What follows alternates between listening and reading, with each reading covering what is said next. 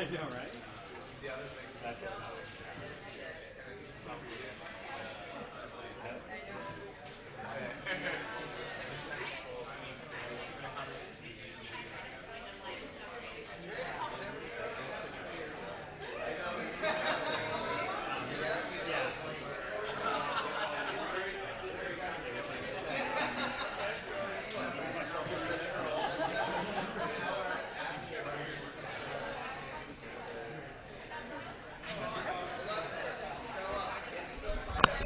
Okay, good morning.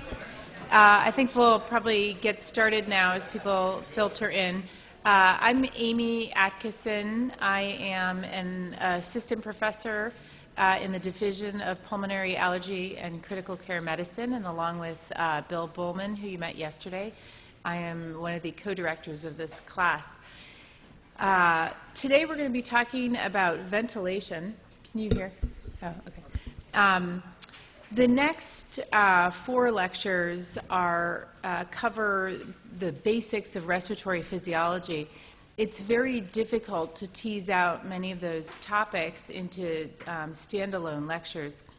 So sort of think of the next 4 lectures as one giant lecture just broken up over time, and concepts that are introduced in one are probably going to be built on in the next couple of lectures. And we're going to start with ventilation. First, I have no disclosures to make.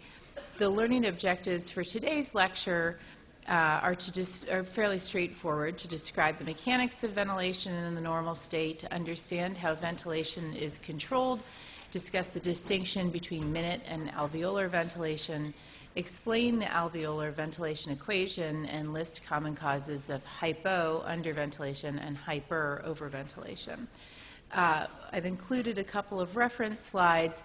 These are not things that you're expected to memorize, and some of this material I won't even cover during this lecture, but they're there for you to be able to refer back to in the next 2 weeks.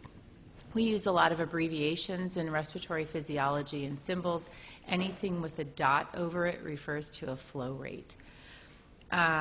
Ventilation is, as you heard yesterday, is really just breathing, which is movement of gases from the outside the atmosphere to the inside the alveoli.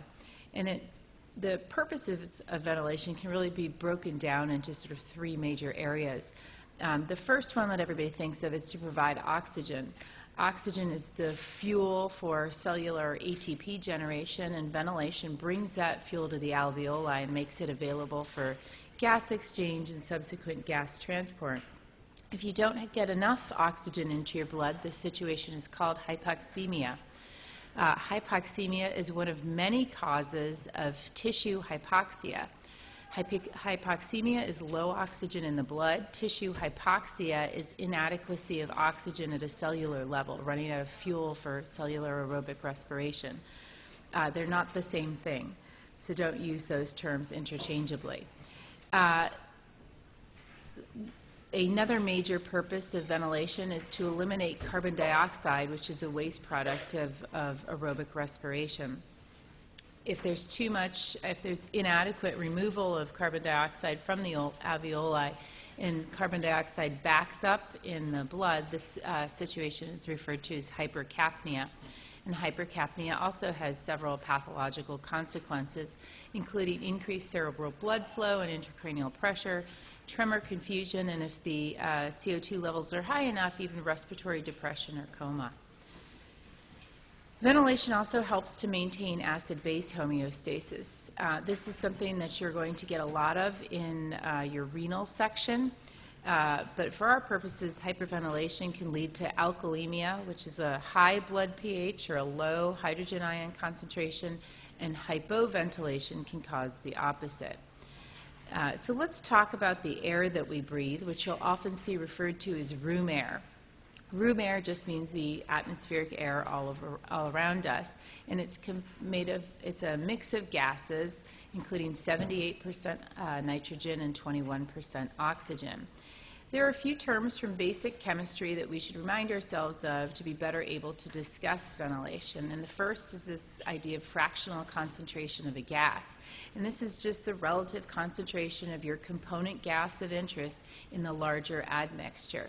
As you can see from the previous pie chart, the fractional concentration of nitrogen in this room air mixture is 0.78, and the fractional concentration of oxygen is 0.21.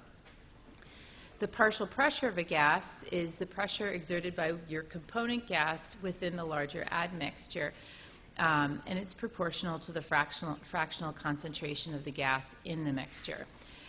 The calculation of a partial pressure is very easy. You just take the total pressure of the whole gas mixture, multiply it by the fractional concentration, and you end up with the partial pressure of your gas of interest. Such that if the partial pressure of our larger gas mixture of interest is 100 millimeters of mercury, and we're interested in what the contribution of helium is to that, and we know that helium takes up 25% of that gas, the partial pressure of helium is 25 millimeters of mercury. We don't care about helium, though. This is a class in human respiratory physiology. We care about things like oxygen. So how much oxygen is in the air that we breathe? Again, we very simply plug oxygen into our partial pressure calculation, and we already know that the fractional concentration of oxygen is 21%. So what's the total pressure of the gas? What's the atmospheric pressure? It depends on altitude. At sea level, which is our typical reference standard, atmospheric pressure is about 760 millimeters of mercury. This is Bryce Canyon in southern Utah. The rim of Bryce ranges from about 8,000 to 9,000 feet. Atmospheric pressure at 8,000 feet is about 570 millimeters of mercury. This is the north face of Mount Everest, and the summit of Everest has an elevation of about 29,000 feet. There's a reason John Krakauer titled his book Into Thin Air. The atmospheric pressure at that altitude is very low, only about 250 millimeters of mercury. And this is just a chart tracing very deep below sea level to sea level up to Everest, and you can see how the atmospheric pressure decreases the higher you go from the surface of the Earth. So the partial, in general, if the atmospheric pressure in any equation that you're talking about is not explicitly stated or implied, you can sort of assume that we're talking about pressure at sea level. So looking at the partial pressure of oxygen in the air at sea level, we're able to plug in 760 millimeters of mercury for our atmospheric pressure and find that the partial pressure of oxygen is 160 millimeters of mercury. If we were to do this equation for a person standing on the top of Mount Everest, we would use 253 as the total atmospheric pressure and find that the partial pressure of oxygen was only 53 millimeters of mercury. So the fractional concentration of oxygen stays the same. It's 21%. It's just the total pressure of the atmosphere changes. Inspired gas is different from atmospheric gas, however, or air. The purpose of the upper airway, as you learned yesterday, one of the purposes of the upper airway is to warm and humidify inspired air. And how do you humidify air? You add water vapor. Inspired gas is saturated with water vapor. And a very useful fact is that the partial pressure of water vapor at body temperature, which is 98.6 Fahrenheit or 37 Celsius, is a constant 47 millimeters of mercury. So if we want to look at the partial pressure of oxygen in the inspired air, the air that's actually coming to our alveoli at sea level, we take that fractional concentration of oxygen, which we already know is 0.21, and the total pressure that we multiply it by is the atmospheric pressure minus the water vapor pressure. And we find that the partial pressure of oxygen in inspired air is 150 millimeters of mercury, so slightly less than the air outside of us. How much carbon dioxide is there in the air? We've been talking a lot about oxygen, and it turns out there's so very little that we really don't worry about it. So just to refer back to breathing, how does the atmospheric air that we've just talked about actually get into the alveoli, and how does that old air move back out? You were introduced to these muscles of respiration yesterday, so we'll go pretty quickly through that. The diaphragm is the major muscle of respiration, as you recall, and it works by that bellows effect. When it contracts, it pushes the abdomen down, and it moves the rib cage out. The pressure inside drops, and air rushes inside because of the expanded volume. The intercostal muscles work via the bucket handle or pump handle effect, and also increase the lateral and AP diameter of the thorax. The scalene muscles in the neck elevate the first two ribs. The sternocleidomastoid raises the sternum. The ali nasi flare the nostrils. There's little activity in these muscles, as we talked about yesterday, at rest, and this is something that's really activated with exercise or with distressed breathing or in advanced lung disease. The diaphragm is innervated by two phrenic nerves originating from the cervical segments 3, 4, and 5. If one of these nerves is damaged, half of the diaphragm is paralyzed. If both of these nerves are damaged, the whole diaphragm is paralyzed. It's a much bigger deal if your entire diaphragm is paralyzed than if half of your diaphragm is paralyzed. There are a variety of lesions that can occur at several levels, from spinal cord down to muscle, that can affect diaphragm function. Damage to the intercostal muscles, which can happen via intercostal nerve paralysis. The intercostal nerves come off the spinal cord at the same level of the muscles, turns out is generally not very clinically meaningful because the diaphragm is so much more important. Expiration, as you remember yesterday, is passive and usual tidal breathing or breathing at rest. The lung and chest wall are elastic and like to return to their equilibrium positions. And expiratory muscles are really only activated during exercise or stressed breathing. Continuing our discussion of the mechanics of respiration, let's look at pressures across the lung during the respiratory cycle. So this is our stylized lung with a conducting airway, an alveolus, the chest wall, and intrapleural space. And this is right out of your Costanzo textbook for those of you who are using that physiology text.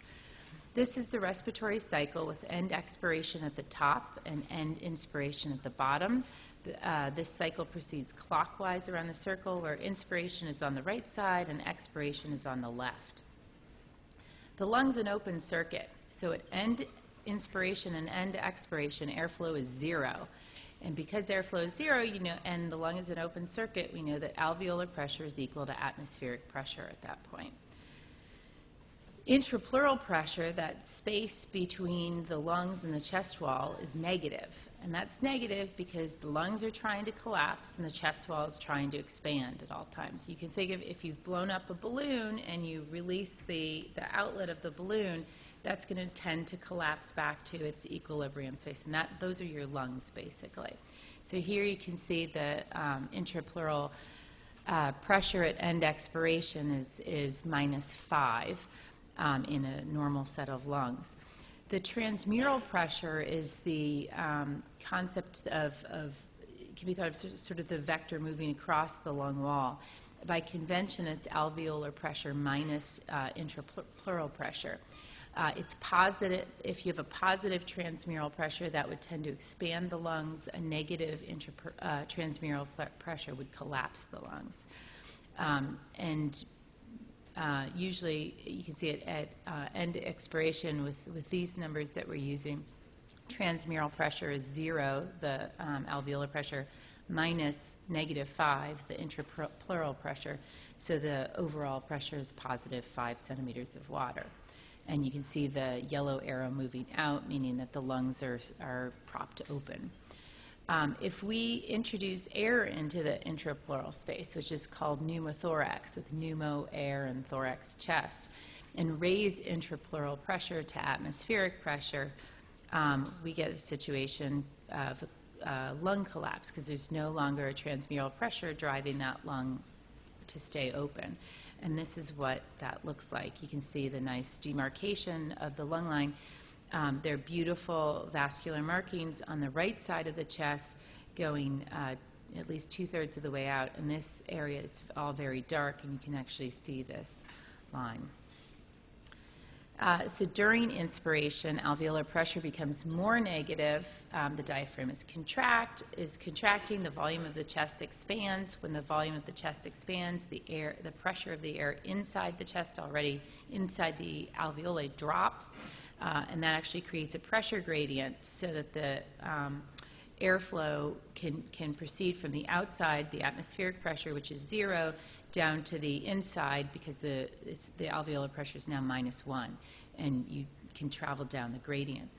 The intrapleural pressure becomes more negative. The lungs have expanded, so the recoil pressure is higher, and the chest wall is also moved out. At end inspiration, intrapleural pressure is the most negative it will be throughout respiration, and transmural pressure is the most positive it will be. And then expiration is just the reverse. Now let's talk about how the body controls ventilation. Ventilatory control can be divided into 3 main levels. This is a schematic of a highly integrated ventilatory control system, including the central controller as well as the central and peripheral chemoreceptor sensor components. Let's talk about the central controller first, which is your brain. There are a group of cells in the dorsal region of the medulla called the dorsal respiratory group, which are chiefly associated with inspiration. And there's another group in the ventral area responsible for expiration. The DRG cells have this property of intrinsic periodic firing. They're basically a pacemaker, and they're responsible for the basic rhythm of ventilation. Input from the pneumataxic center, which is in the upper pons, can modulate that DRG firing to kind of fine-tune breath volume, how big the breath is, and frequency of breathing, the respiratory rate. Inspiratory cell output can also be modulated by input from the vagus nerve. So when we talk about parasympathetic tone, that can affect breathing rate and rhythm as well. Normally, the ventral respiratory group is quiet during normal breathing, but it starts to fire under periods of stress, such as exercise or lung disease. And then we don't really worry about the apneustic center in people. It's something that's important in animals. Breathing is very much under cortical, or it can be under cortical control as well. You can make yourself hyperventilate, or you can hold your breath right now.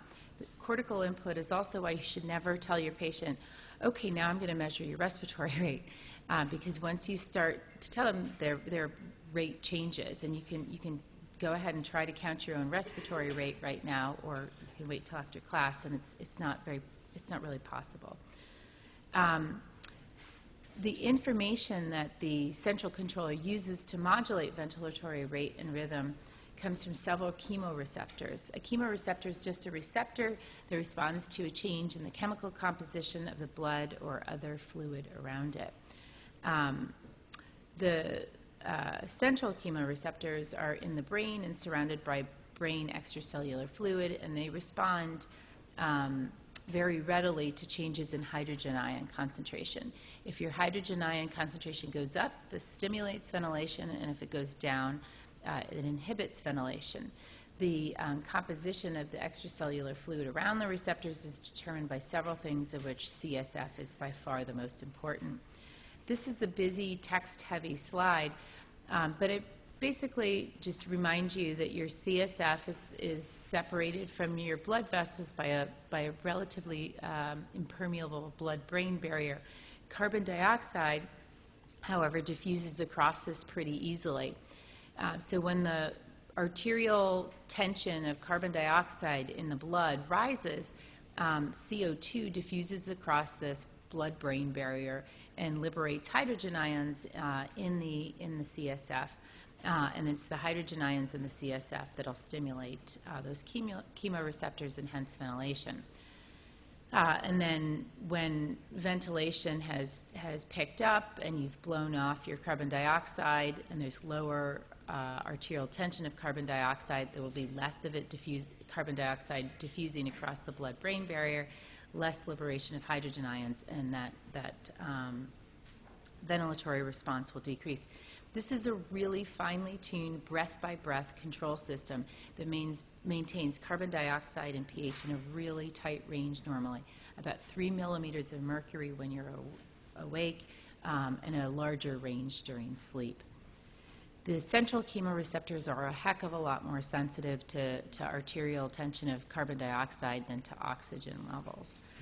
A very small change in carbon dioxide levels in the blood will change minute ventilation a lot, and you can see here just going from a concentration of 30 to 40 increases your minute ventilation from about 6 liters per minute up to about 20 liters per minute, whereas a much larger change in PaO2 is needed to change minute ventilation. You can drop your arterial oxygen tension from 120 all the way down to 60 without budging ventilation a whole lot.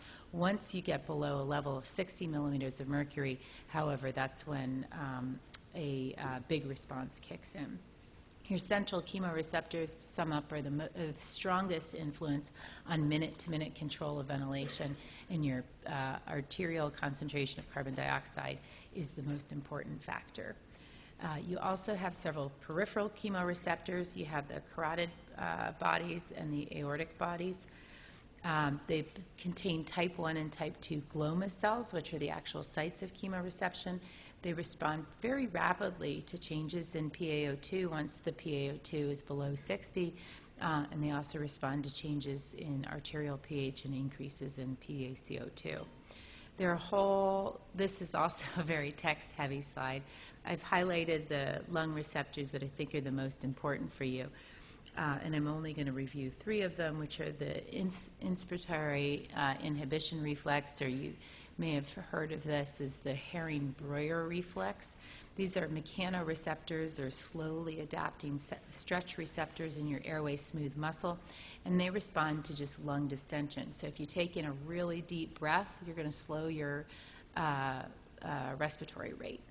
Irritant receptors are in the airway epithelium, and they respond to noxious stimuli like cold air or smoke, and they can lead to increased respiratory rate and bronchoconstriction.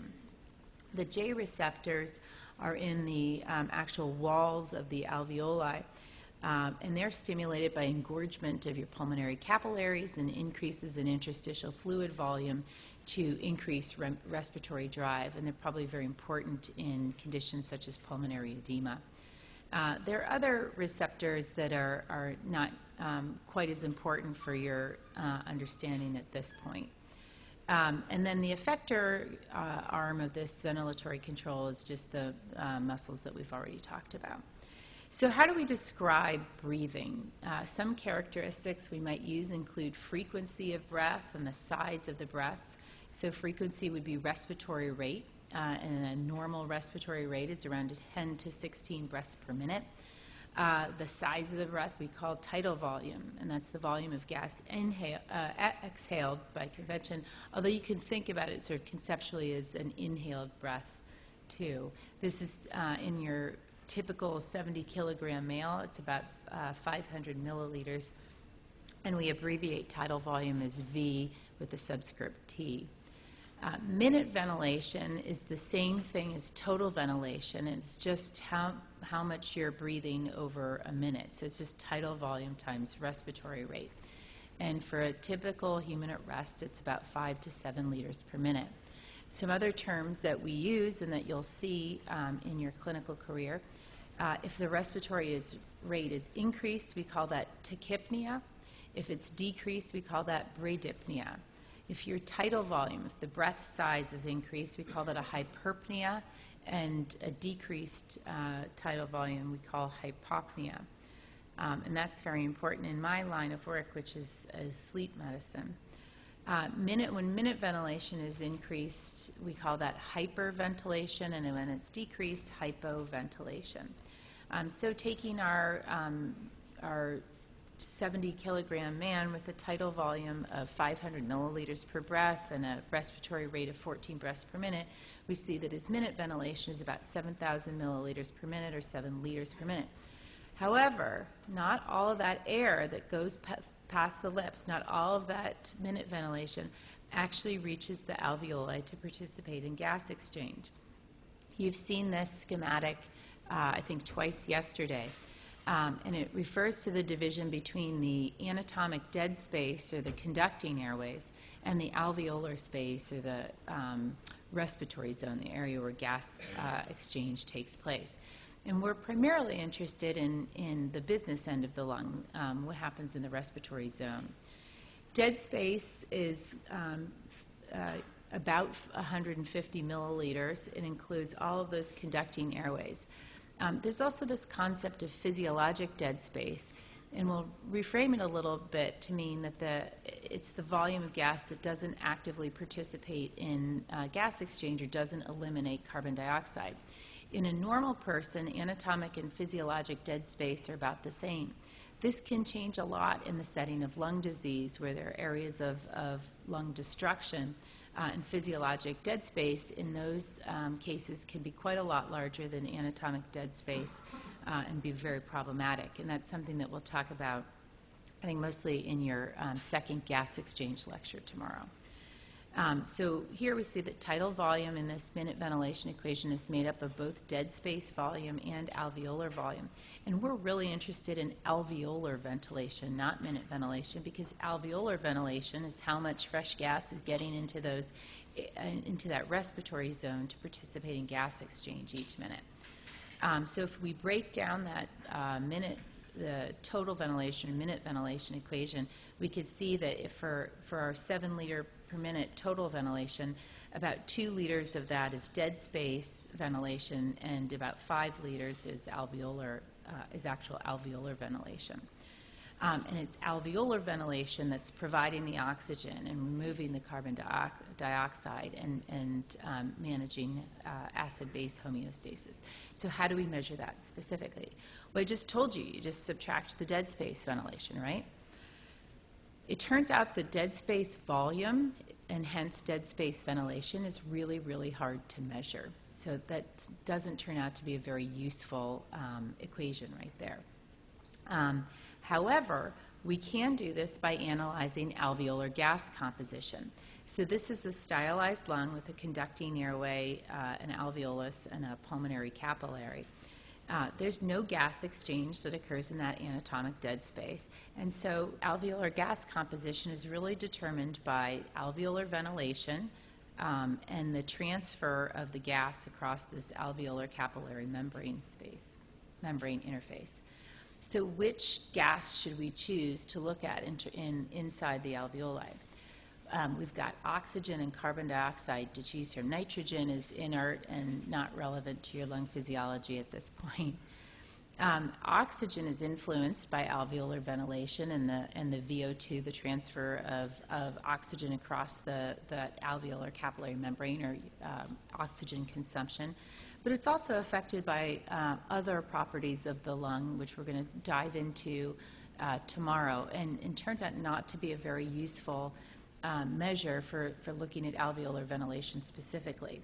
Carbon dioxide, however, is determined by the partial pressure of carbon dioxide in the alveolus is determined only by alveolar ventilation and transfer of carbon dioxide across that blood gas barrier. VCO2 you can think of just as the transfer of carbon dioxide from the circulation to the alveolus. Carbon dioxide is very, very diffusible. It's highly soluble in tissues, so its transfer across that membrane is really not limited by intrinsic properties of the lungs. It's really only dependent on the amount of carbon dioxide that's delivered to the alveolus.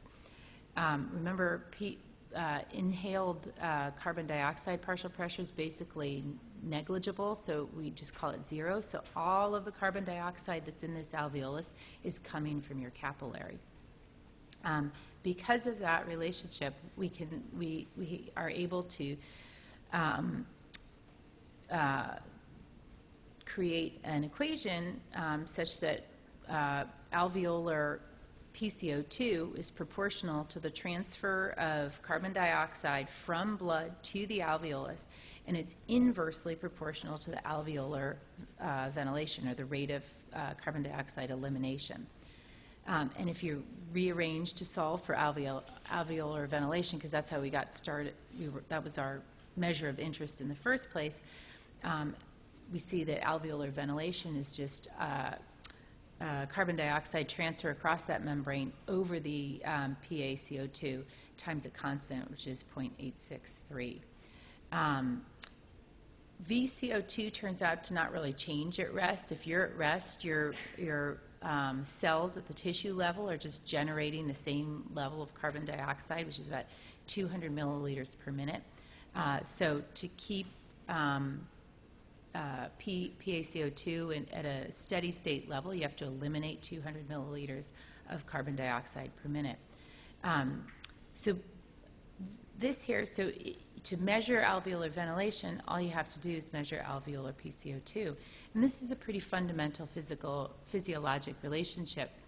And what it says is that if you have alveolar ventilation and your production of carbon dioxide remains unchanged, your alveolar and your arterial PCO2 are going to double. So how do you measure alveolar PCO2? That also is not an easy thing to do and would be very, very invasive, involve sampling of gas inside the lungs. But we've already said that carbon dioxide diffuses freely between the blood and the alveolus because it's so very soluble. So it turns out that alveolar PCO2 and arterial PCO2 are basically the same.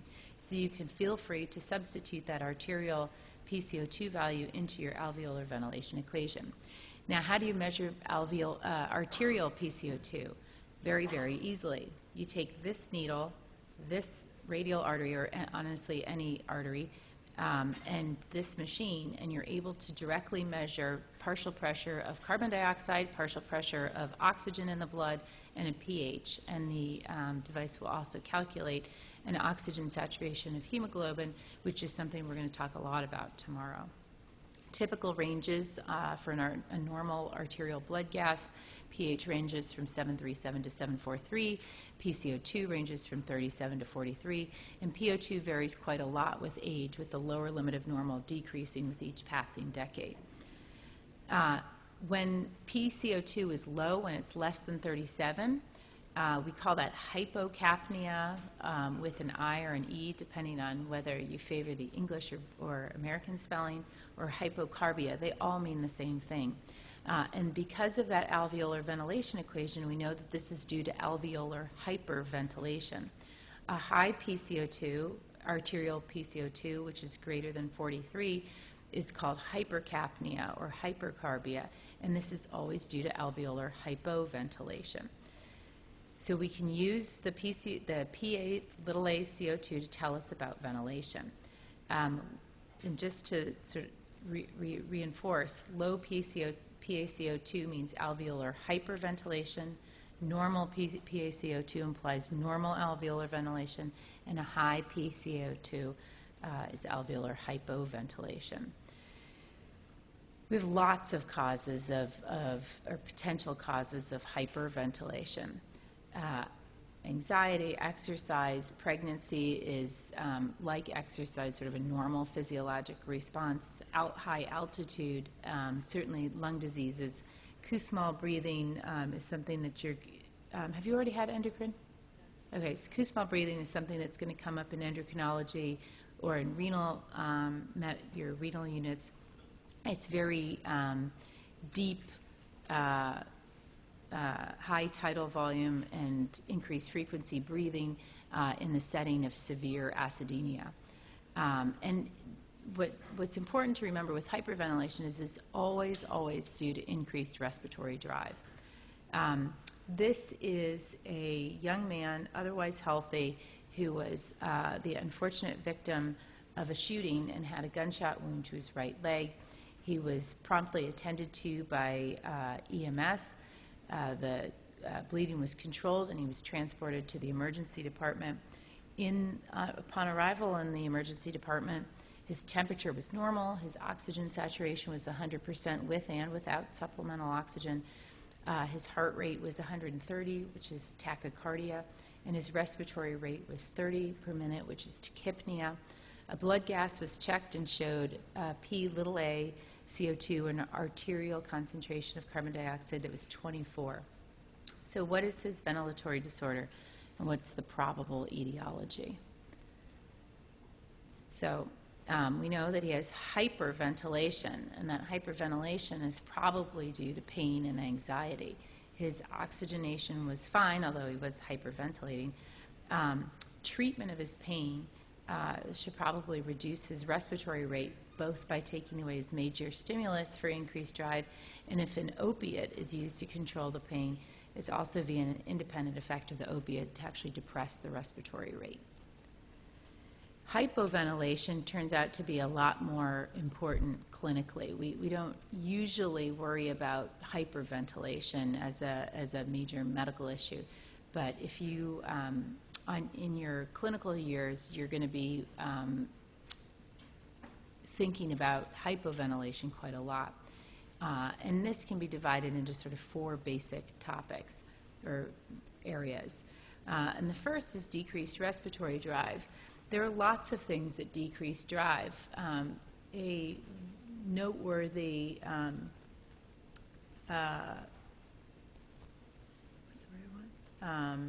offender tends to be medications and drugs, and benzodiazepines and opiates are very common things that you'll see used on the wards, and which have potentially very serious effects in decreasing respiratory drive and effort.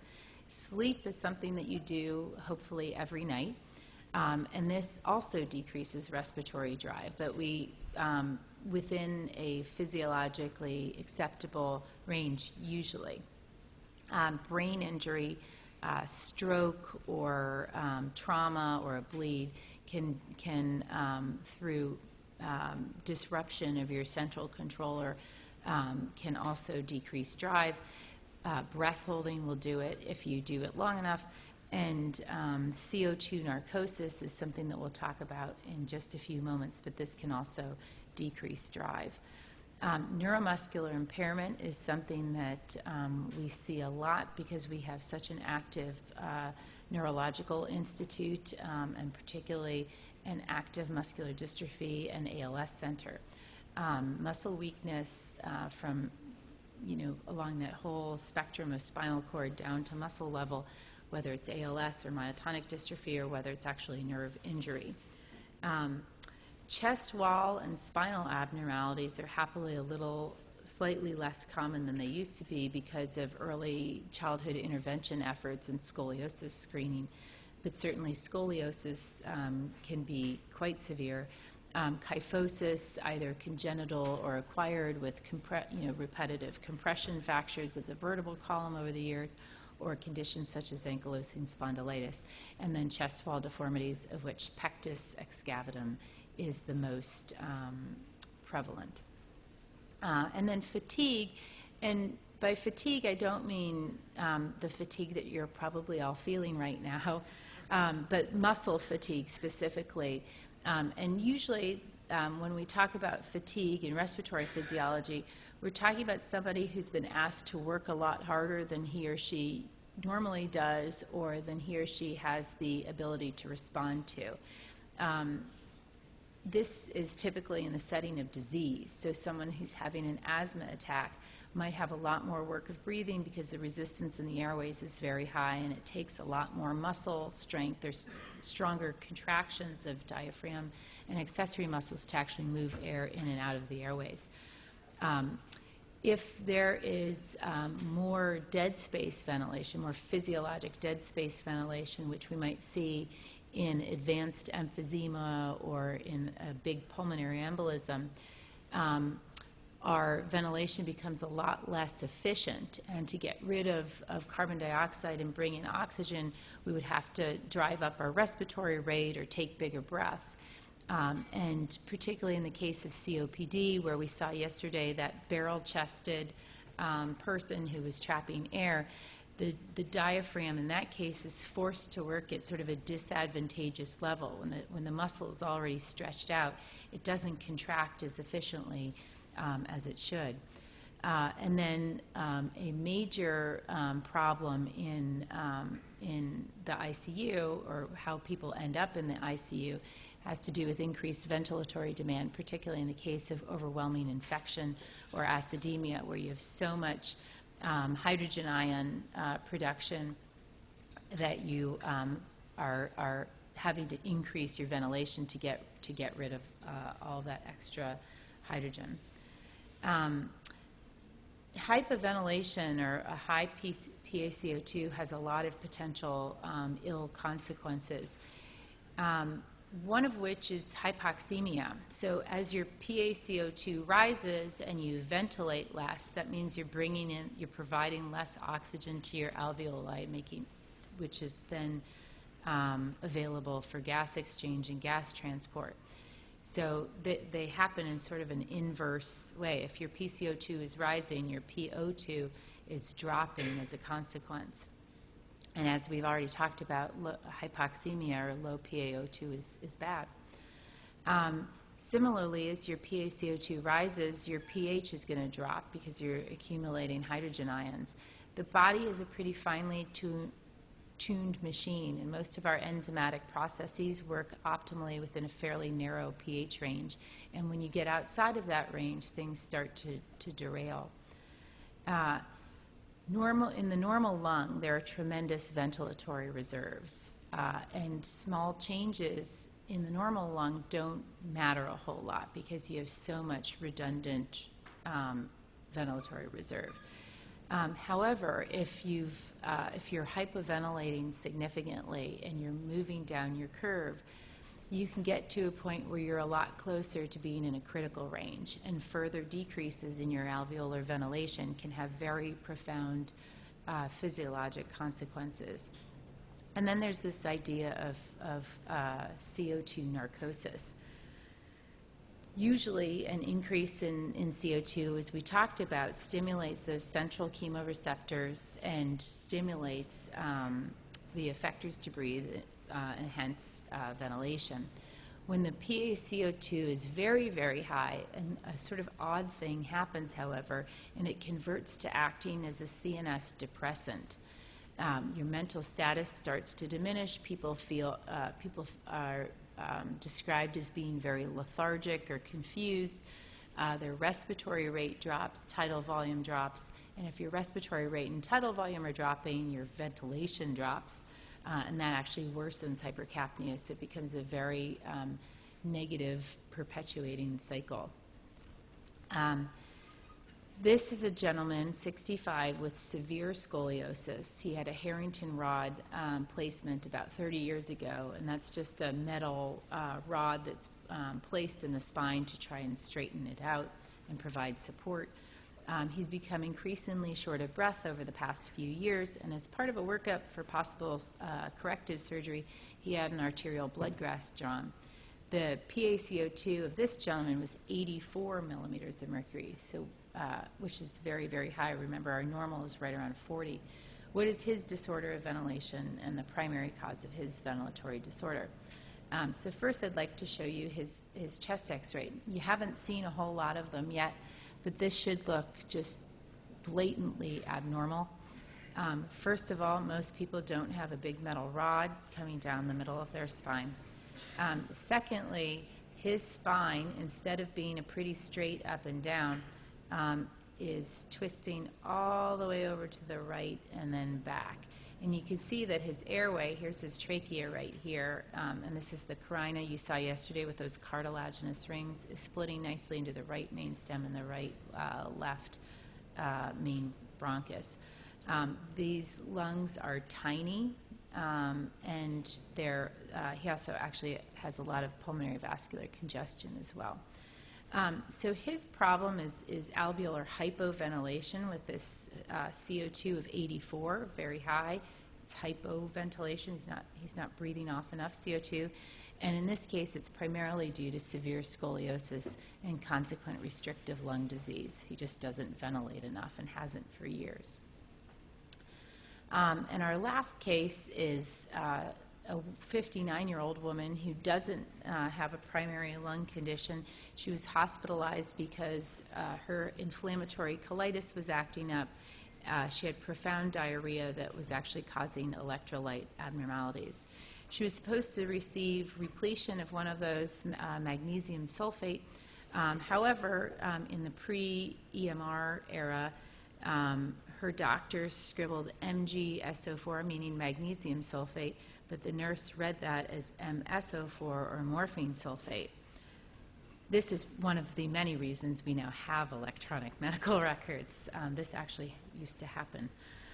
So she was found 1 hour after morphine administration, sluggishly responsive to painful stimuli and breathing at a rate of about 4 breaths per minute. She had an ABG drawn just as the arrest team set up bag valve mask ventilation prior to intubation, and her PCO2 was 75.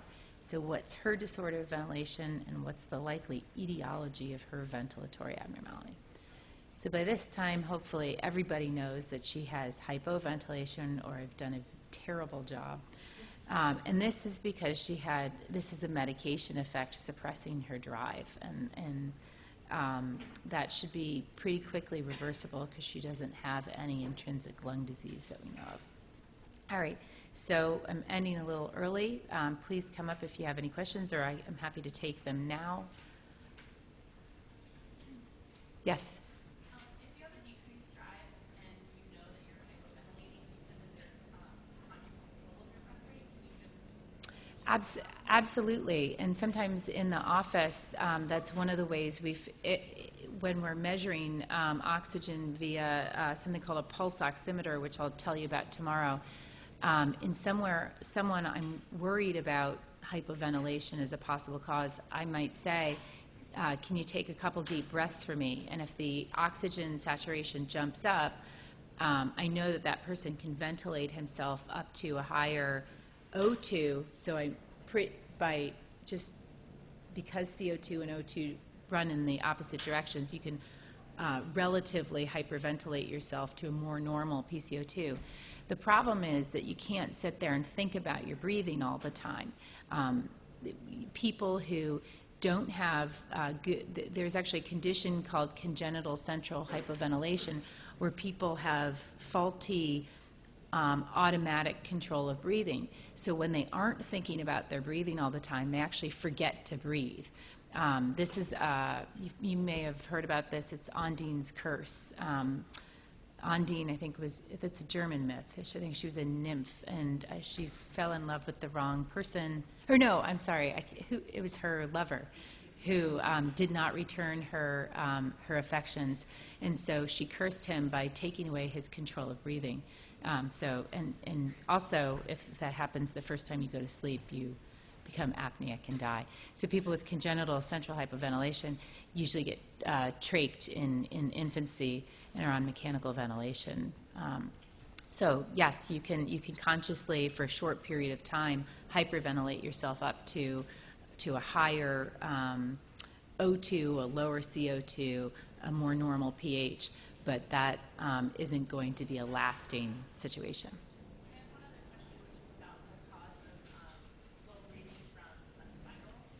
Mm-hmm.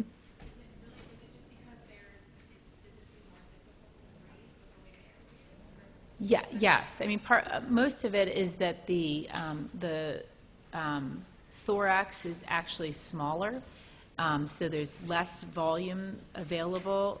Total surface area for gas exchange, basically, or your whole chest cage doesn't contain as much air as it otherwise would. But probably as important is that the actual mechanics of inspiration don't function as well when the shape of the wall is disturbed, and the diaphragm can't contract at that optimal, that length tension relationship. All right, take a break and report back at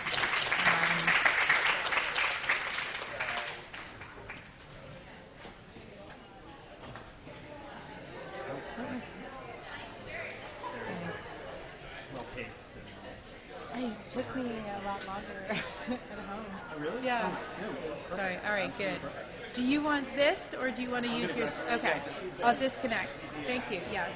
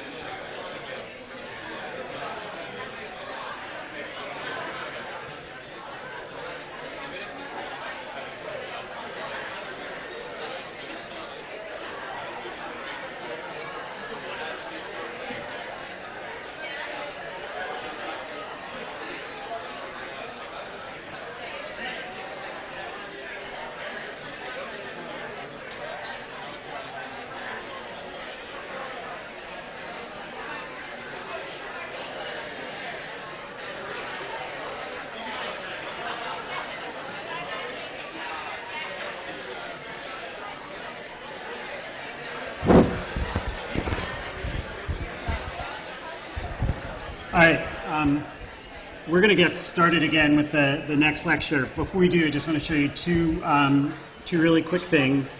The first is just to disagree with Dr. Borshak from yesterday. The lungs are not tan in actuality. The lungs are actually white. They look tan when you cut them because of the residual blood in them.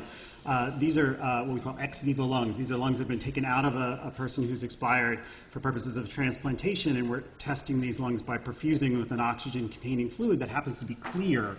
And you can see when you wash out all the blood, these lungs are actually quite white. That's the heart in the center. This patient is hooked up to a these lungs are hooked up to a mechanical ventilator. So they're getting air in the inside and blood through their perfusion. And you can see all the junk that this person has breathed in over the years. Those black spots are just soot from the air. So, and then I just wanted to, a really fun, it's one of my favorite diagnoses in the world in pulmonary medicine. It gives you just a real quick sort of mental exercise of what's happening in the alveolus with hypoventilation. This is a person with a normal alveolus. This is a disease called shallow water blackout. And so you ever, when you're a little kid, jump in a pool and you swim underwater and see who can swim the farthest while you're holding your breath? Okay, so this is the person that stands there and just holds their breath and jumps in and swims far. And what happens? So they're not ventilating at all. Okay, so their PCO2 starts to rise. PaO2 and PCO2, sorry, P alveolar carbon dioxide and P arterial carbon dioxide, as Dr. Atkinson showed you, are exactly the same, so we just call it PCO2. But this person's PCO2 starts to rise. There's only so much room in the alveolus that their oxygen starts to fall, and at some point their brain says, take a breath, you idiot. PCO2 is the major, major trigger to taking a breath. So this person comes up. So this person standing next to him thinks, okay, I'm going to be really smart. I'm going to hyperventilate before we say go. So I'm going to breathe really fast, really deep, and really fast, and I'm going to blow down my PCO2 to 20, and my oxygen comes up a bunch. But then this person dives in and they totally win the race because this PCO2, they're not breathing at all, slowly climbs. It's 25, it's 30, it's 35, 40. And their brain's like totally happy. PCO2 is fine. So they keep swimming and they keep swimming and they keep swimming, and then it's 40, 45, 50. But all the while their oxygen's dropping. And a certain percentage of the time your oxygen will drop fast enough that you actually black out before you reach your PCO2 trigger, and you win the race and you drown. So that's shallow water blackout.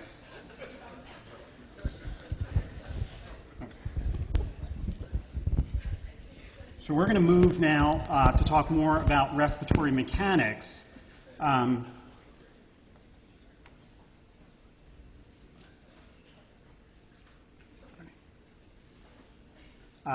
First of all, I have no disclosures to discuss. We're going to talk today about the mechanical properties of the respiratory system as a whole, and the lungs in particular. We're going to talk about normal respiratory mechanics and lung mechanics. We're going to talk about patterns of altered respiratory mechanics that we see in various disease states. And then we're going to talk about how we very specifically measure respiratory mechanics with what we call pulmonary function tests. Okay, so the two main categories that I'm going to talk about are issues of lung compliance and issues of flow in the lungs, gas flow in the lungs. And primarily what we're talking about in the former is compliance of the lungs, compliance of the chest wall, and then compliance of the whole respiratory system. We'll define all of those terms. And then in discussing flow, we're primarily focused on airway resistance, very, very low in normal lungs, altered in a variety of disease states. Okay, so why do we worry about respiratory mechanics? Well, first of all, we can use altered respiratory mechanics to diagnose a disease. In fact, many pulmonary diseases are defined by abnormalities in respiratory mechanics. We can use it to measure the severity of a disease. And then a lot of alterations in respiratory mechanics are the primary reason why patients have symptoms with a particular disease. If we can fix that altered respiratory mechanics, we can improve the symptoms. They're targets for treatment. So let's start with lung compliance. So I'm going to actually start with the opposite or the inverse of lung compliance, and that's elastics, because it's a little bit easier for people learning pulmonary medicine to understand. The lungs have elastic substance because of elastin. I showed you this slide yesterday. Elastin is the thing that causes the lungs to want to recoil after you distend them. And you can think of elastance as the measure, the amount of work needed to distend the lungs. Now, compliance is the inverse of that. Okay? Compliance is more important because we use it more clinically, but you can think of them in their inverse relationship. Compliance you can think of as how easy it is to distend the lung. Lungs can have increased compliance or they can have decreased compliance. Increased compliance, we see in emphysema. Lungs that are basically destroyed, they're very floppy. So a lot of volume change is seen with a very small amount of pressure applied to those lungs. And then there are a lot more diseases that cause decreased lung compliance, that cause lungs to be very, very stiff, hard to distend. Okay. Just a couple CAT scans showing disease states in both directions. So these are normal lungs in a CAT scan. You can see mostly gray in both of those lungs, and those white lines are just the lung markings. Okay? That's the left lung, that's the right lung, that's the heart in the center. Okay, now look at those lungs. Those lungs are filled with fibrotic scar tissue. This is a person who has pulmonary fibrosis. You'll hear a whole lecture about the various things that cause scarring in the lungs. But this person has very stiff lungs and very reduced compliance of their lungs. Contrast that with this lung here on the left. We actually have an internal control in this patient. This patient has terrible emphysema, and they've had a lung transplantation. So this is someone else's lung, perhaps that ex vivo lung, transplanted in to give them one normal lung and one diseased lung, which is absolutely sufficient for breathing. And you just contrast the amount of lung markings you see here with sort of the more darkness here. And this lung is overinflated with gas. And you'll hear a lot about that toward the end of this lecture because this person has collapse of their lungs in expiration. But for the most part, I want you to focus just on the fact that there's just less substance there. So it's a very compliant lung versus a normal compliance lung. If you plot out compliance on an X and Y axis, with the X axis being how much distending pressure you apply, and the lung volume on the Y axis saying how much volume change do you get for that application of pressure, you can see those three disease states. The normal lung actually has normal compliance, and a fibrotic lung is stiffer. With the same amount of distending pressure, you get less volume change in that lung. And a more compliant lung, you get at the same amount of pressure from a normal lung going up in a direction superiorly, you see more volume change for a given pressure. These lungs are very compliant. These lungs have loss of compliance. Important thing to understand when we're talking about stiff lungs or loss of compliant lungs, pulmonary fibrosis is a very good clinical example. But many, many, many other things cause the lungs to be stiff. Okay, does anyone recognize this from last section? What is this chest x-ray showing? This is pulmonary edema. It's a person whose alveoli are filled up with fluid because their left ventricle is very, very weak and things are leaking and backing up. This person, what do you think their lungs are going to be very, very compliant? No, they're going to be very, very stiff, very, very hard to inflate because they're boggy and filled with fluid.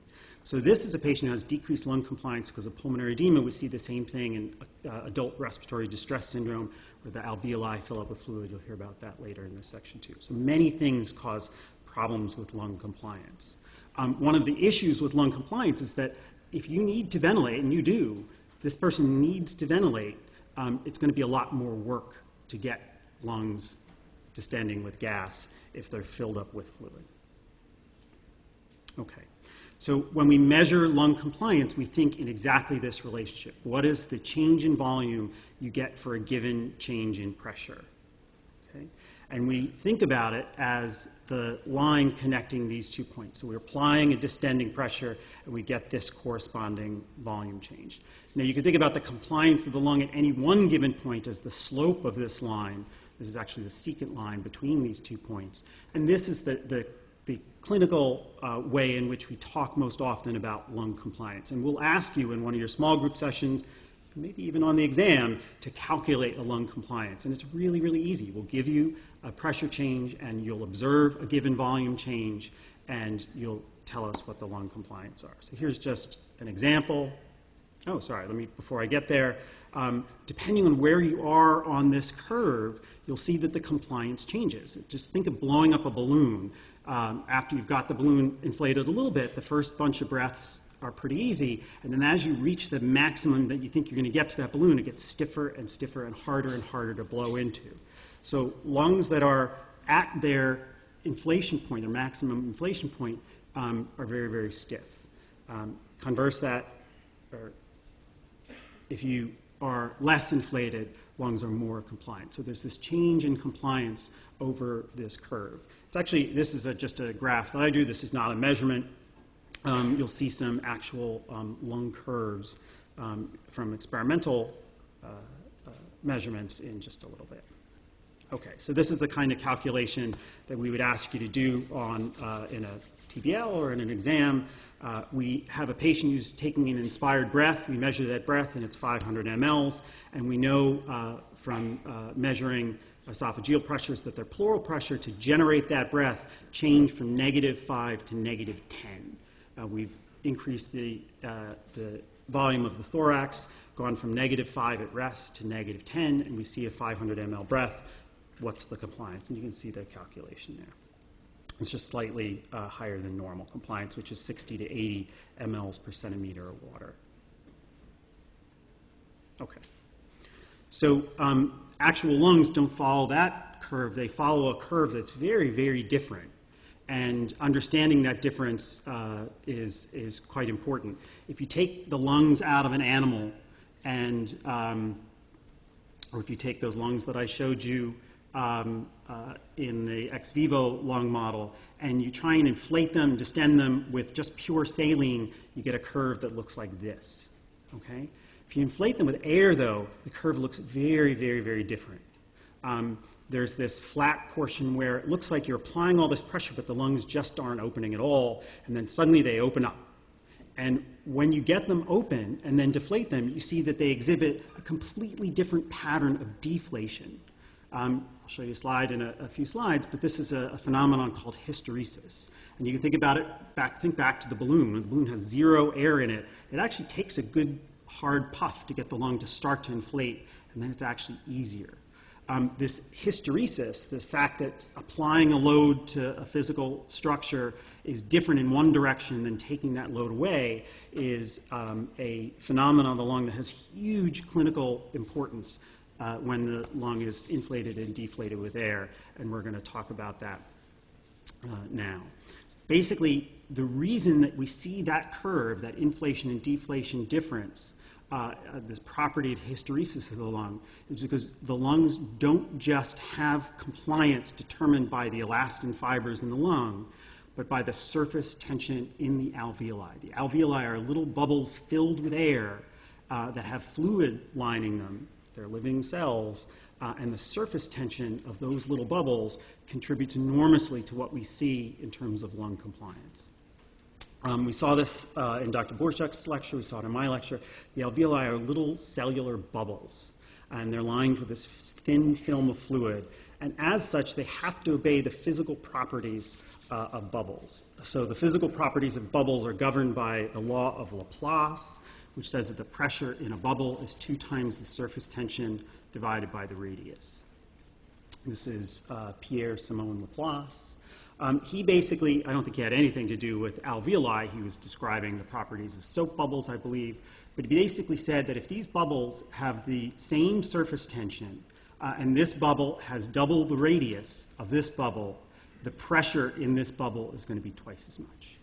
Okay? That's just a physical property of bubbles, and alveoli are bubbles. That's really problematic if you're alveoli, though.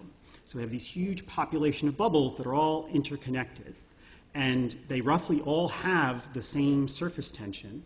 And as a consequence, if you had 2 alveoli that were sitting right next to each other, and for whatever reason one was distending a little bit faster than the other, or emptying a little bit faster than the other, and we had 2 bubbles, 2 alveoli that were next to each other that were uneven size, you would see that the pressure in the smaller one would be higher, and the smaller one would drain very rapidly down this pressure gradient into the larger one. So if you had 2 alveoli next to each other and they were unequal size, one would deflate, the other would inflate. Okay? And then if you're trying to distend these alveoli from this starting point, the pressure in this one's higher, the pressure in this one's lower, you'd preferentially inflate this one. So you'd have this one deflating, you wouldn't be able to inflate this one, you'd have alveolar collapse and alveolar unevenness in a population of hundreds of millions of alveoli.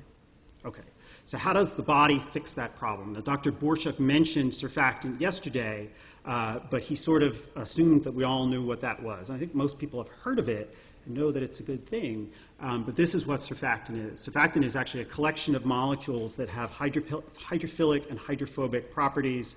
Lecithin is the main one. But basically, these molecules secreted by the type 2 pneumocytes line up right at that air fluid interface. There's this thin film of fluid lining the alveoli, lining these healthy normal cells, and the surfactant molecules line up.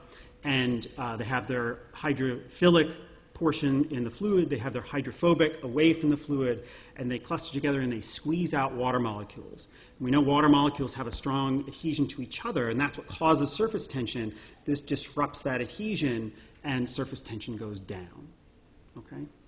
So let's picture a collection of alveoli with and without surfactant. The neat thing about surfactant is that most alveoli make around the same amount, but the properties of surfactant go up as you concentrate it. Okay? So the properties of surfactant depend on the number of molecules per unit of surface area.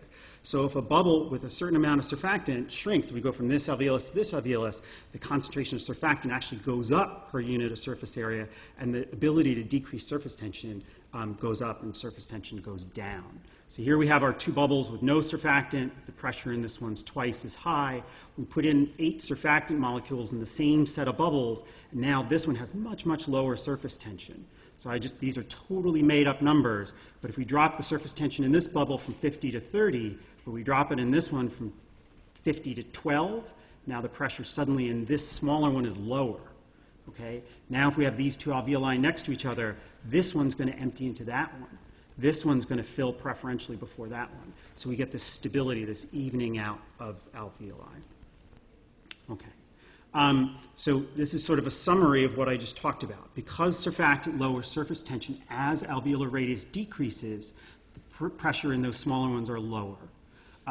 This causes the smaller ones to fill with air preferentially, keeping lung alveoli that are starting to get close to collapsing from collapsing.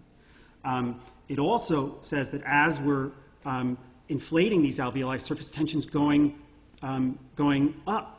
So as we inflate the lungs and surface tension's going up, that's actually contributing in general to the elastic recoil. So we get the lungs sitting in this nice, even place, where if an alveolus is open, it's going to tend to stay open. Okay, so this is just a summary of all of those things. Surfactant reduces alveolar surface tension. It reduces the opening pressure. The amount of pressure you have to apply to pop open an alveolus that starts out closed is lower. It reduces the amount of pressure to expand it. And as a consequence of all of that, the amount of work to breathe goes down. The lungs become more compliant, and work of breathing goes down. And we see this curve.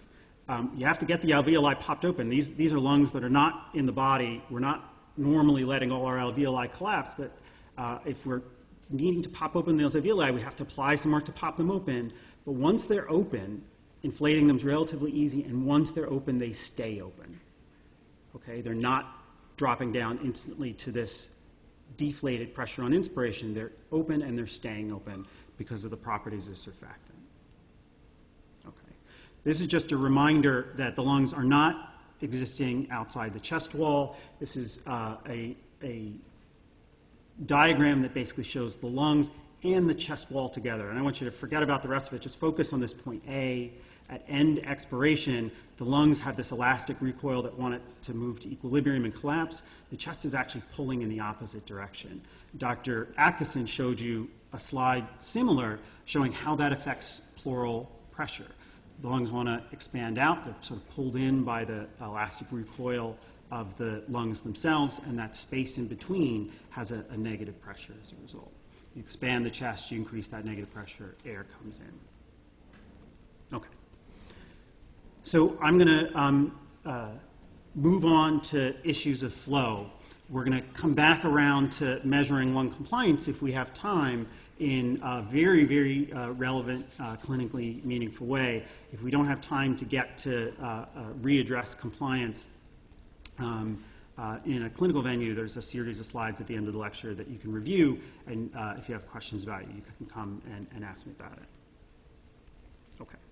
So just to orient us very, very basically, gases flow down pressure gradient from high pressure to low pressure, or from atmospheric pressure to negative pressure if there's negative pressure in the alveoli, and they flow in the opposite direction. If you generate a positive pressure in the alveolus that's higher than atmospheric pressure, gas will flow out of the alveoli. That's basically alveolar ventilation in a series of diagrams.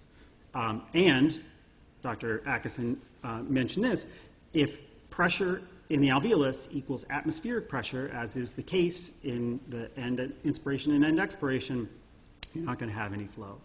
I sort of glossed over it yesterday, but we were talking about the inspiratory to expiratory ratio of normal breathing.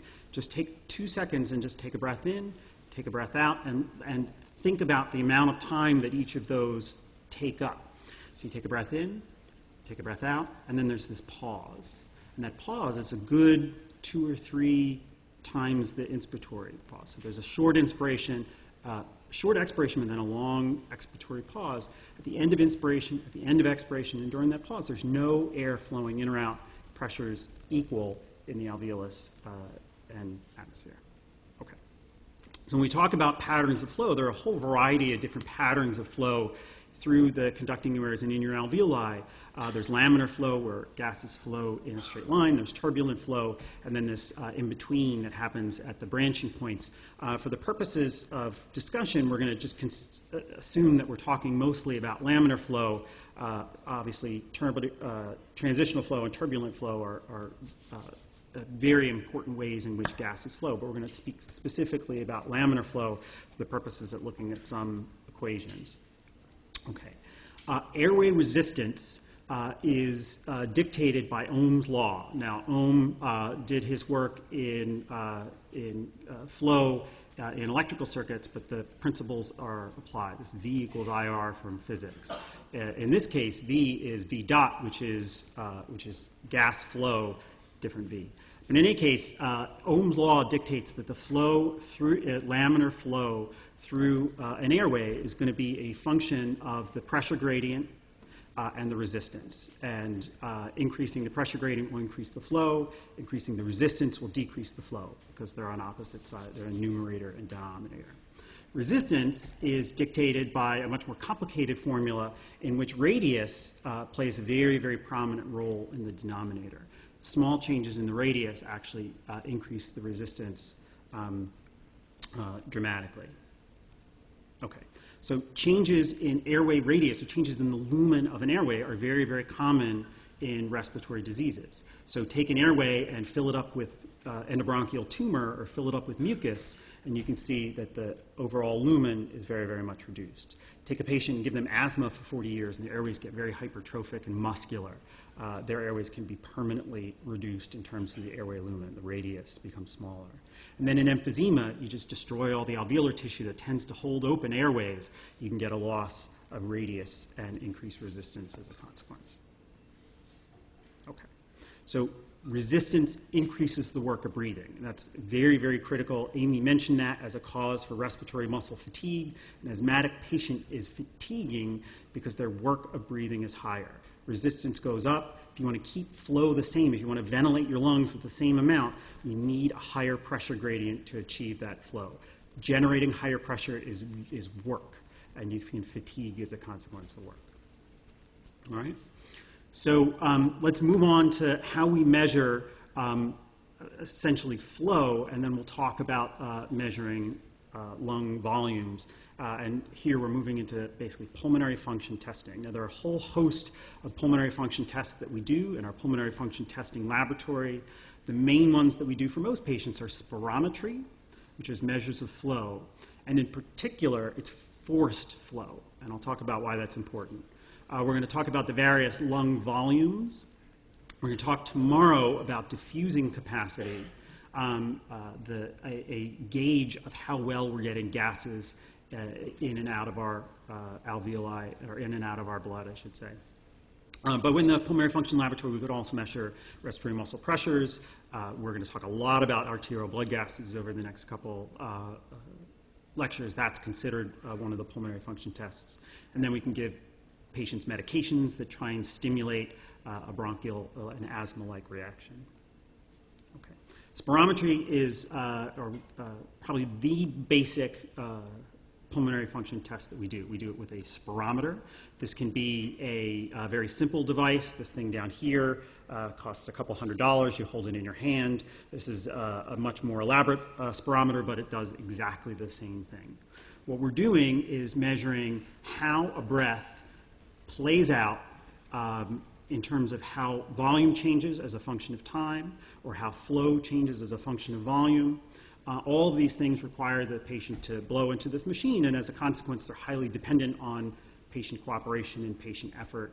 But we standardize these by coaching patients to do exactly what we want them to do and blow in exactly the way we want them to blow. And that blow is a forced expiratory blow. We're not talking about nice, relaxed breathing. We have the patient take as big a breath as they possibly can, and we have them blow out as hard as we possibly can, because we're trying to expose problems with airway resistance. And that will make sense, hopefully, in a couple slides. Before we get there, I just want to say the way we measure flows and volumes in a patient is to measure them and say they're a given number of liters per second or a given number of liters if we're measuring a volume. But we also want to give them as a reference to what we would expect them to be. So we call this the percent predicted. And the percent predicted is a function of a patient's age, their height, their gender, and their race. All right? Slight differences from a race-to-race standpoint, dramatic differences from a gender standpoint. Height plays a very, very important role. And we know that lung function declines normally over time, so we reference people to their age. What you don't see on that list is weight. Obesity obviously can impact your ability to breathe, but what should be normal for you is not a function of how obese you are. This person has the same size thorax, whether they have this enormous amount of fat around their thorax or very little fat around their thorax. Okay, so in spirometry, which I'm going to show you a whole bunch of graphs of a single breath, we have a patient take a maximum inspiration, as big a breath in as you can possibly take, and then blow it out as hard as they possibly can. That's it. It's forced expiratory maneuver, we call it. And we're going to look at the total volume of the breath, the time of the breath, and then this very, very important thing, the amount of breath coming out in that first second. And it turns out that that volume of breath coming out in the first second tells us an enormous amount about obstruction and resistance in the airways. And then we're going to measure a whole bunch of other things in a breath. These are some of the volumes and some of the flows that we get. The FVC is the full volume of the breath, the forced vital capacity. FEV1, the forced expiratory volume in 1 second, is the volume expired in the first second. We can measure the peak flow. We can measure the flow at various points over the course of the breath, and we can measure the total time. So if we want to look at that forced expiratory volume as a volume plotted against time, we get something like this. This person is taking a maximum breath in, pause for a second, and then they blow it all out as much as they possibly can. Okay, so their lungs are empty. They're not actually empty. There's gas left over in there, but they breathe out as much as they possibly can. So that's the forced vital capacity. If we measure over time how much came out in that first second, we see that the majority of the breath comes out right away. Okay, and in fact, a normal FEV1 is typically 80% or 85% of the forced vital capacity.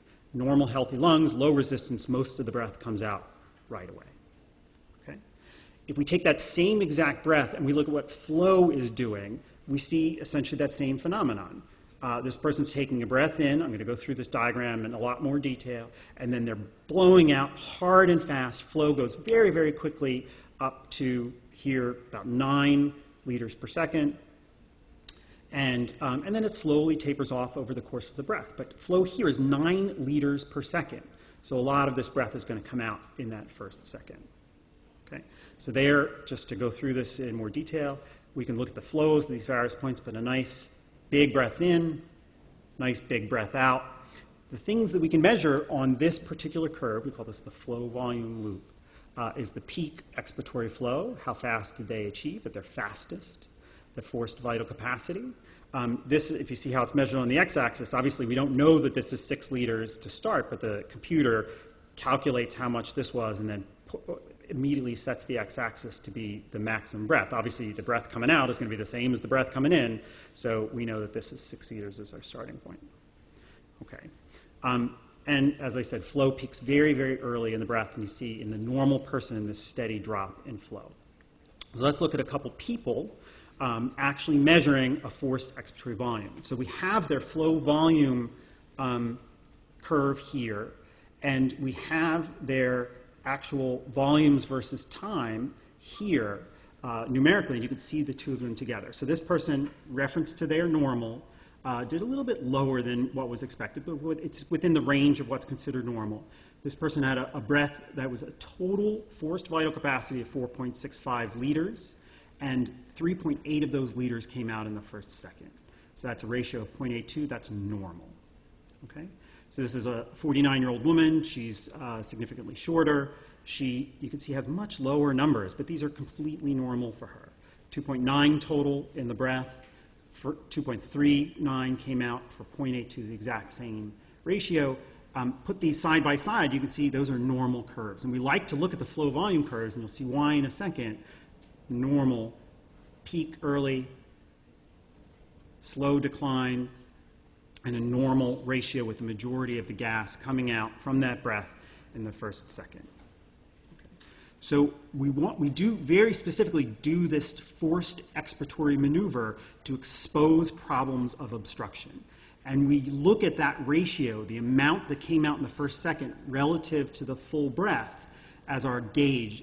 Is this person obstructing? Is there something limiting airflow specifically in that first second? Now you can look at and say abnormal is below a standard cutoff, and some of the guidelines for various diagnosing various diseases use a standard cutoff. If you're below 70%, you're obstructed. It's preferential actually to use standard deviations and say that somebody's below one standard deviation away from what would be normal. You'll see both, an absolute value and then something below a lower limit of normal. When we demonstrate obstruction, we say a person has an obstructive ventilatory defect. Okay? Looking at volume versus time, we see there's our normal person. This person has an obstructive ventilatory defect. They're getting a breath out. It's actually I don't know what their normal FVC is, but it doesn't matter. The relative amount that came out in the first second is reduced. This ratio, the FEV1 to FVC ratio, is reduced. It's below 70%. It's definitely below one standard deviation. It's below the lower limit of normal for this person. This person has an obstructive ventilatory defect. Now, you'll see in a lot of physiology textbooks referencing a different pattern that will be labeled restrictive. And essentially what they're saying in restrictive is that FEV1 is actually quite small. I don't have a percentage here. But actually it's small because the vital capacity is small. So the whole breath is small, and therefore FEV1 is small, and the ratio comes out normal or even increased. This is called restrictive, but put a big asterisk about that. We're not talking about small, tiny little lungs necessarily, and I'll explain why that is in just a few slides. All right, so when we see obstructed breaths, here's a patient who has a FVC of 3.6. It's absolutely normal. In fact, it's a little above normal. And they got out only 0.38 of that in the first second. They're obstructed. They have an obstructive ventilatory defect. And look and see what their flow volume curve, you see this scalloping out of the flow volume curve. That is the flow volume curve of obstruction. Okay, that's what it looks like. Flow is relatively fast when you start out, but the instant that breath begins, flow drops off very, very precipitously. So here's obstruction numerically, looking at absolute ratios of the absolute flows. Here's it looking at graphically. This is obstruction. When you see this scalloping out, this is obstruction. So why does that happen? And here's a normal on the left superimposed on an obstructive scalloped out breath. The reason that it happens is because of this phenomenon called the equal pressure point. And this is a little bit difficult to understand, but it actually turns out to be quite simple. Okay? This is just 3 diagrams that Dr. Atkinson showed you looking at a normal breath. Here's negative interpleural pressure pre-inspiration. We increase intrapleural negativity to -7. The transalveolar pressure gradient generated by the elastic recoil of this lung is 5. So pressure in the alveolus is actually now -2, and we have airflow. Okay? At the end of inspiration, the lungs are bigger, so this negative pressure is more negative.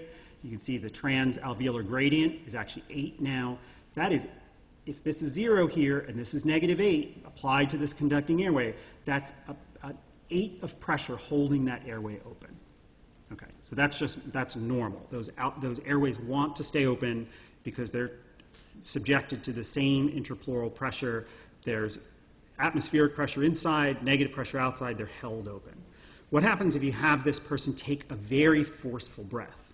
Okay, so we have this transalveolar pressure of 8. Suddenly they generate with all their muscular strength this hard breath, and they put their pleural pressure all the way up to 30.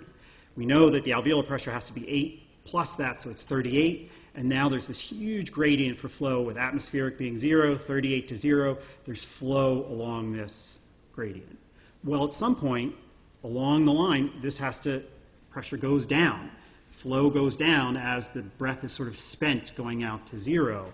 And at some point, if this is a breath going down to 0, you may potentially reach a point where pressure in the pleural space is greater than pressure in the airway. So I've diagrammed that out.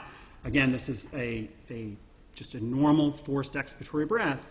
Pressure is going from 38 to 0, and it's declining as the airway progresses towards the mouth. And it's declining because there is resistance. There's energy being spent against the resistance. We call this energy loss friction loss. But the pressure is going to be going down along that airway as energy is spent against resistance. And if you reach a point in these airways where this pressure exceeds that pressure, the airway is going to collapse because there's going to be a pressure gradient causing it to collapse. It's called the equal pressure point.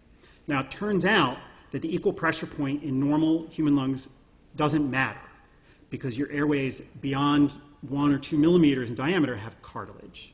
So the equal pressure point never causes airway collapse. Okay? But in obstructed airways that have higher resistance because of some disease, you can get to that equal pressure point in the very, very tiny airways, and the airways collapse. Okay? So here's that normal person again. We're reaching the equal pressure point here. Let's increase the resistance in that airway such that the airway pressures go down more rapidly. Now we've moved the equal pressure point back a little bit. Okay? If we move the equal pressure point back because of disease airway resistance and it falls in those tiny little airways are going to collapse on expiration. The flow is not going to stop because there's still this pressure gradient, but it's going to be a point of resistance, and you're going to get that scalloping out. It's a resistance or a limitation in expiratory airflow. Okay. Now, this is a very complicated slide. You don't need to look at these equations, but this is just solving for a variety of the forces that are at play here. What we find out is that the pressure drop before you get to this closure point is actually the same as the tension of the lungs to recoil. And that's critically important because we talked about all these diseases that increase lung compliance and decrease lung recoil. So we give this person who is normal emphysema, and now their lung recoil is only 4. This moves the equal pressure point even further towards the alveoli, more likelihood of collapse. So in a disease like emphysema, where there's less recoil pressure, more compliant lungs, resistance in the airways, in large part because you lose traction from damaged alveoli, the equal pressure point falls in the small airways, and you get that scalloped out flow volume loop. These are the diseases where we see that obstructive ventilatory defect. Asthma, COPD, bronchiectasis you'll hear about. I think they get a whole lecture on bronchiectasis? No? Okay. You'll hear about bronchiectasis in a variety of lectures then.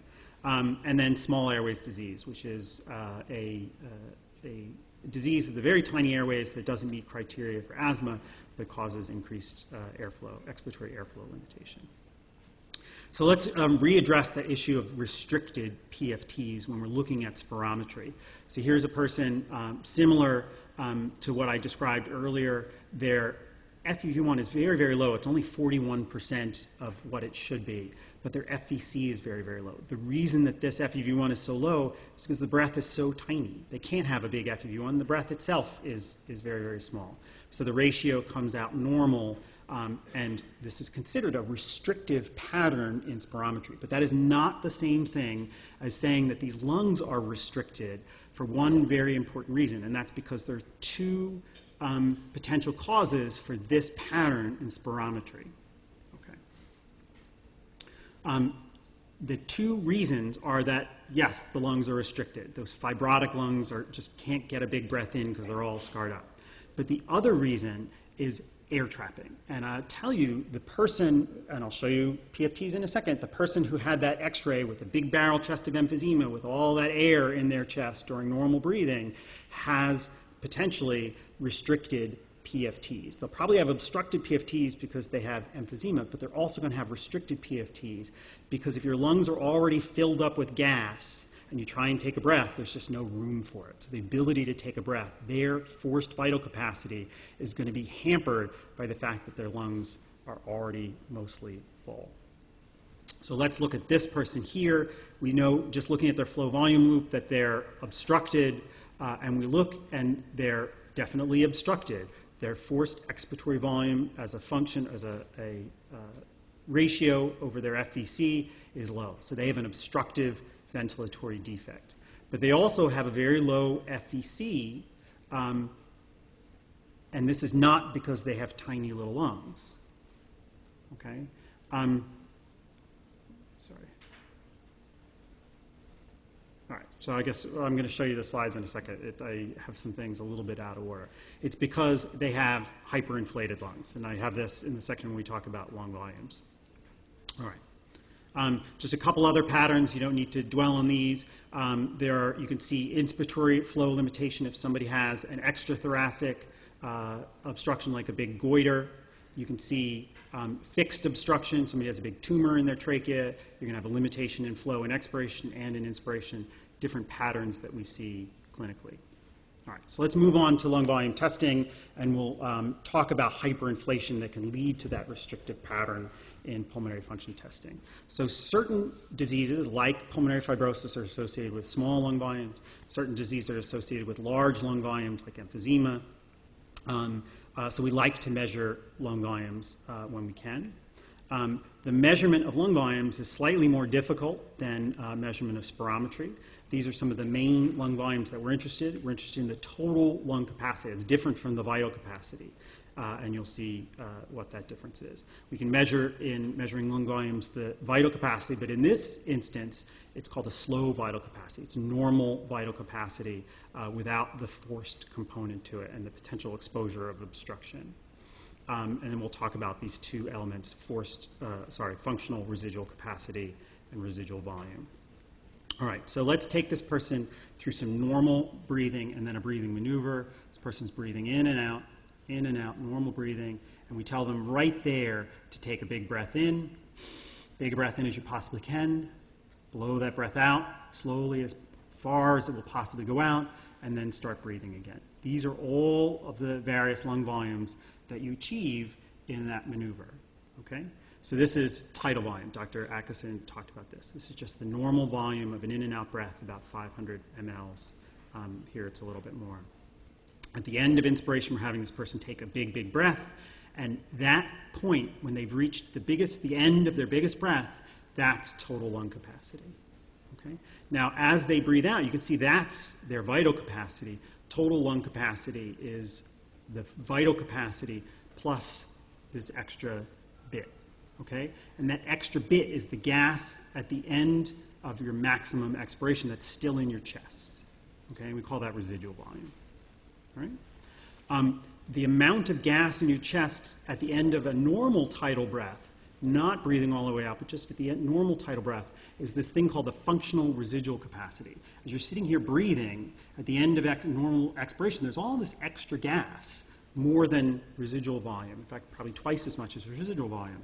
And that's really, really important, because if you suddenly stop breathing, if somebody holds a pillow over your face, this is actually a reservoir of oxygen that will prevent you from bad things happening. Okay. So study this later. Some of these you need to stare at a little bit to make sense. There's other volumes in here. The difference between a volume and a capacity is just two volumes combined. But there's inspiratory capacity and a variety of other measures in here that are interesting. All right. So it turns out that the functional residual capacity is actually quite hard to measure. There's two techniques. You're not going to need to know these for the exam, but just so that you know that they exist. All right, there's body plethysmography. It uses the fact that for a given gas at a given temperature, there's this direct pressure and volume relationship such that if you change the pressure, the volume is going to change, and they'll be equal in this equation. Boyle was an Irishman, if anyone cares. In order to measure functional residual capacity, we can put somebody in what's called the body box. You saw it in the slide of the spirometer. It's actually a very relatively ancient invention, but we have this person sitting in this sealed box, and we can measure the pressure in the box, and we know the volume of the box. They're actually breathing air or gas that's coming in from outside in the environment. So their lungs are actually not exposed to the pressure and volume changes of the box. And you can do a variety of measurements where you have them breathe into a closed mouthpiece, and you can measure small pressure changes in the box, and then you can measure pressure changes in the mouth, and you do this double application of Boyle's law, where you can actually finally measure, you solve for V chest, the volume in the chest, and you can get functional residual capacity. There's two other techniques, gas equilibration techniques, where you wash in a gas and measure concentration changes. You wash out a gas, nitrogen that's in the alveoli. Again, you don't need to know these techniques, just know that they exist. Okay. Sort of just to end things up, we see in the context of measuring lung volumes, two main lung volume abnormalities. A restrictive ventilatory defect, a true restrictive ventilatory defect, is a low total lung capacity.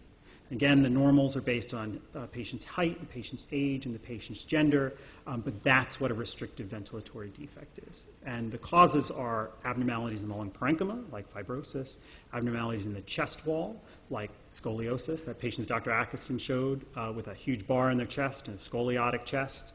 Despite that bar, that person is going to have a restrictive ventilatory defect. If we measured their TLC, it would be low.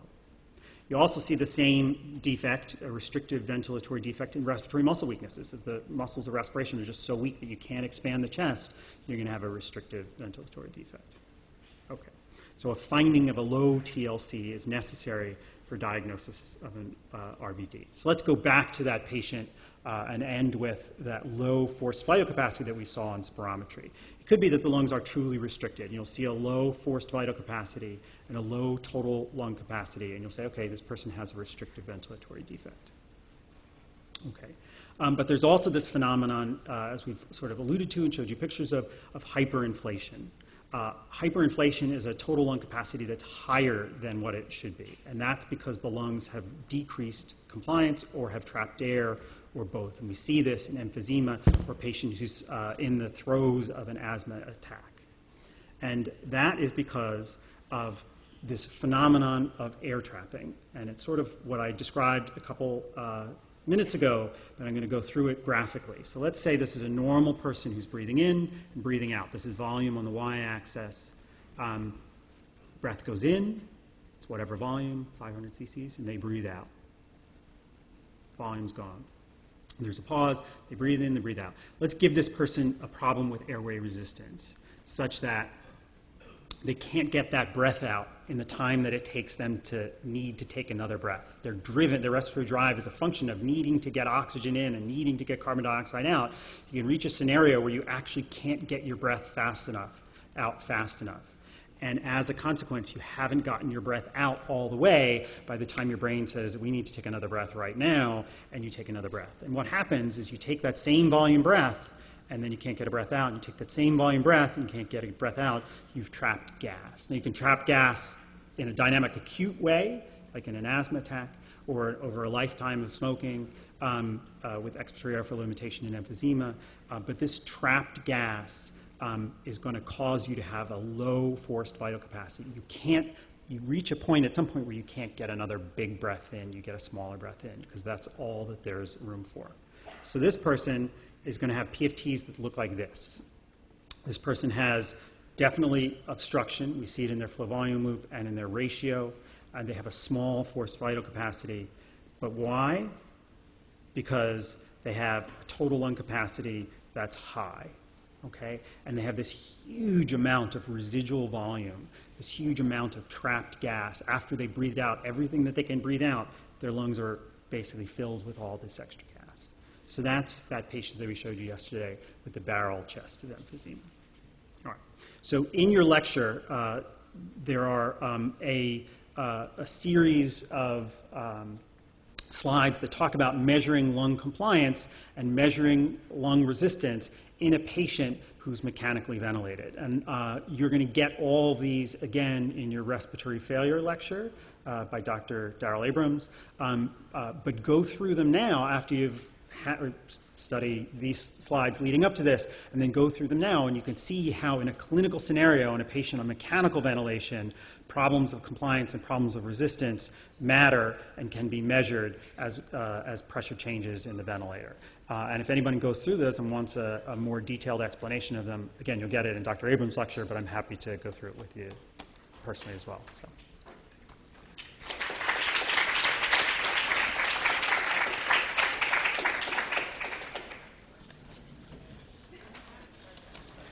Do they have, you guys have histology starting at 11? Okay.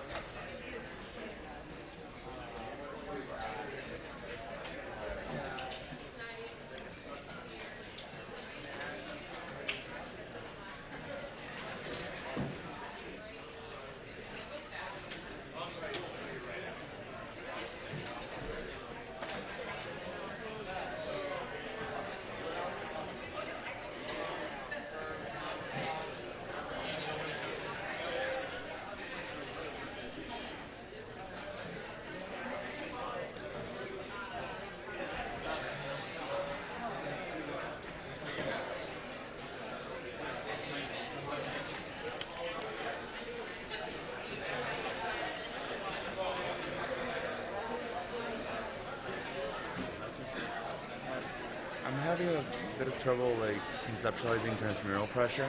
Okay. Why if it's a positive pressure does it keep it open? The airways.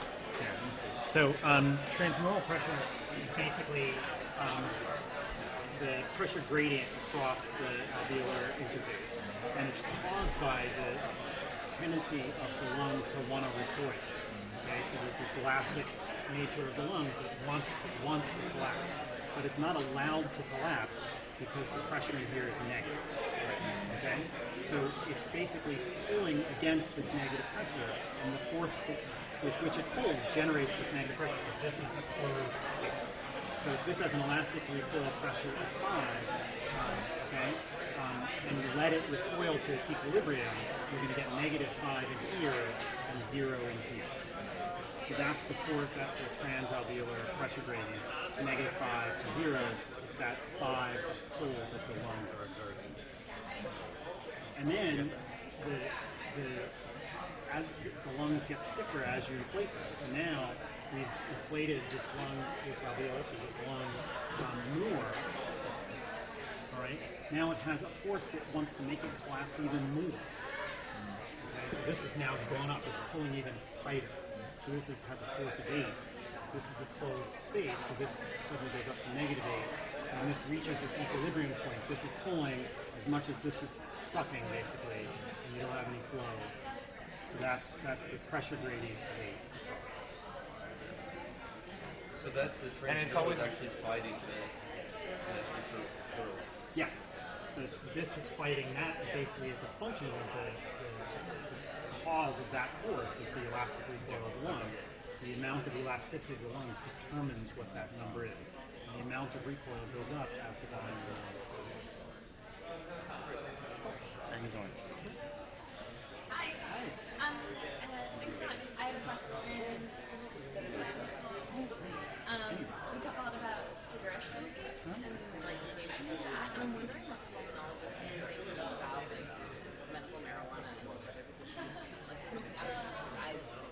So the answer is probably it's not good to draw any kind of substance into your lungs.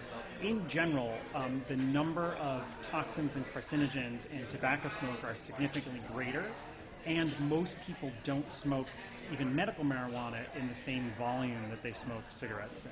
So in general, if somebody has emphysema or has lung disease, we say, okay, smoking marijuana probably is not a good thing for you. If there's a medical reason for it and you're not smoking huge volumes of it, you're probably not hurting your lung. You know, take risk-benefit in any analysis, it's probably on balance not a bad thing. Great. Okay, thanks a lot. Thanks. Congratulations on being done your first one. You gonna go to histology? Histology? Right. Okay, probably not. Jay left looks like very loud. He's very loud in the back. So I'll invite you to come to histology. I don't think I'm totally happy spreading the Oh, don't worry about it. It's my own. I should have looked at. I just assumed that you were one last year and I didn't realize. Yeah, no worries. It was my drop off. I think what I'll just do is go spend some time with Jen and Neil. Okay. Aren't those the ones? You can also send around an email close to Friday just reminding people, and I'll say that you have the backup. If anybody has a Yes. conflict, let us know. Don't wait. Thank you. Good teacher.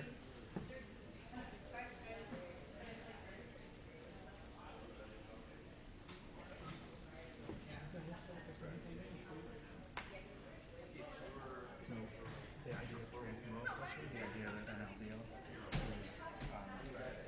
has a transmural pressure of 8. Yes.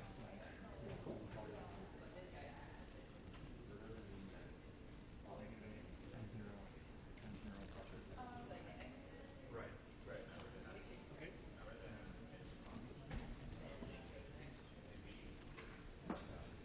I want to see that one slide you have with 4 pictures. Okay. Yeah, that was oh, you mean the ones that that would have like I think this has I borrowed it from you.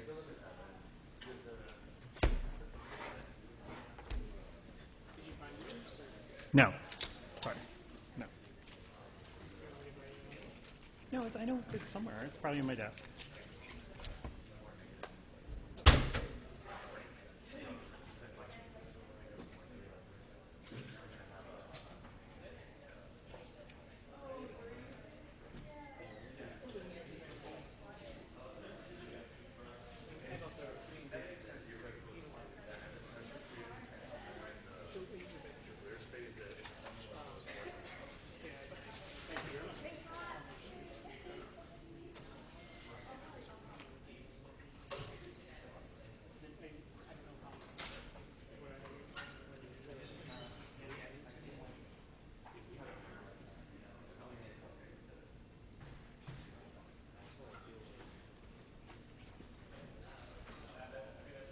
That's Christy. Did you recognize Christy?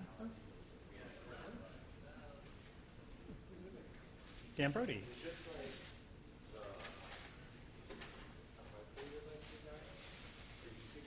Matt Paquetta's area arm.